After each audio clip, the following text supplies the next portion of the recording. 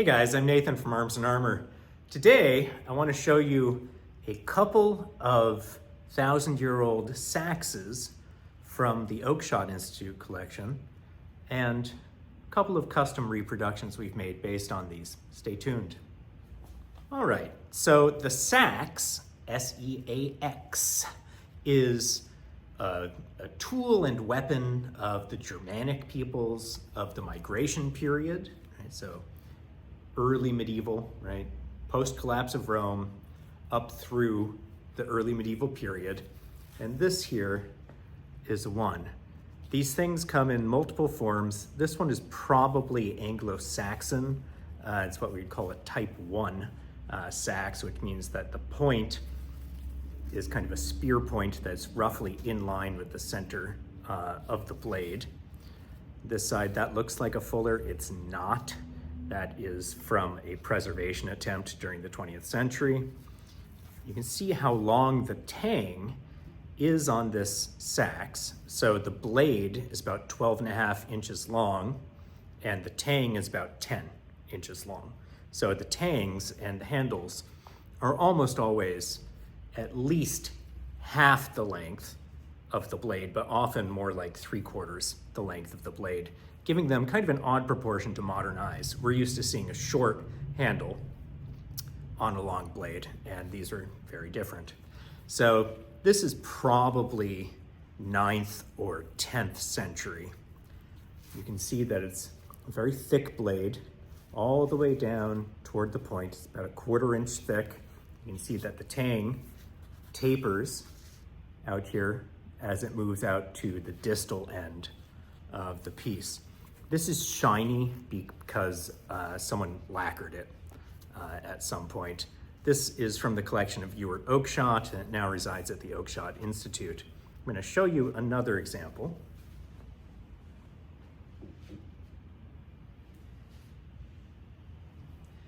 This one is of similar type.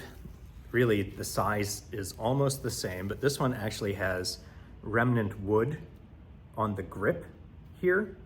So these were probably river finds that were preserved in an anaerobic environment in the mud in the river, especially for this wood to survive on here. Now these Seaxs frequently just had a wooden handle. Sometimes it looks like maybe there's some horn that was used on them, but usually on this style there wasn't any kind of a bolster or anything like that. It's just wood or other organic that came right up to the shoulders of the blade.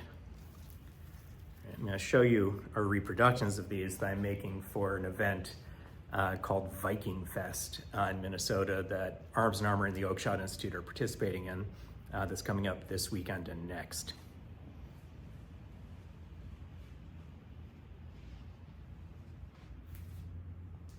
So here is the first example. So the blade on this, I traced the blade of the first of those two Seaxs, including the entire length of the tang, and then the handle has about 2 more inches of length at the end of the tang, right? So this whole thing is about 22 inches long. I extrapolated its shape based on the highest surfaces in profile on the remnant piece because it is heavily corroded. And so we know at least it was this big. And you can see that it is a nice chonky piece. The grip here, right? No bolster. These were usually glued on. They would use resin or sap essentially to do that, or they could make glue out of hooves or animal byproducts or fish bones, all kinds of ways to make glue then. And they'd use it to glue on the organic grip. The shape of this grip, right, is based on a few surviving wooden examples that I was researching, that you just have this gentle swell in here that prevents your hand from riding up onto the blade. Taken some liberties here and just used a silver wire wrap as a form of decoration. Sometimes these were really highly decorated. The blades were usually pattern welded, so iron back with a steel edge, and they were often highly decorated right? There's one called, the Saxs of Charlemagne, which probably didn't have anything to do with Charlemagne, but it's from the right time period, a Frankish Saxs that's super decorated with a beautiful sheath that still exists. You can look it up. Right?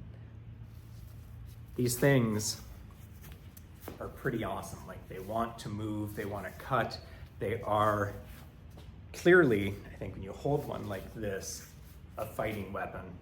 And as a swordsman with this, it feels like it wants to take people's hands off. And it's similar in form to some Roman fighting weapons that are good for getting up under, behind a shield, something like that. So I'll show you the other one I made.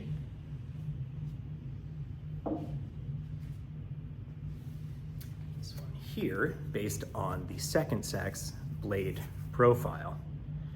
Right, this one has a little bit more of what's called a broken back, or a clipped point, which was really one of the most commonly reproduced styles today because they look pretty cool, right, to have this kind of angular section on the back edge, but they weren't the most common type historically. Something like this was very common.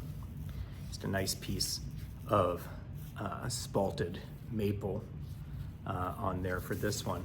The weight on this one is a little bit less. It thins out a bit earlier, has a little bit more distal taper. Now, these were worn across the lower back usually, and I made a sheath so you can see.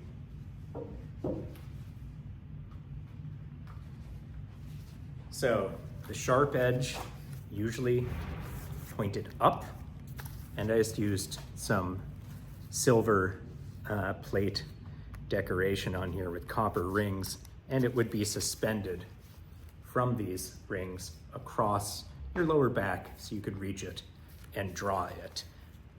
Design-wise, design motifs on the handle were usually,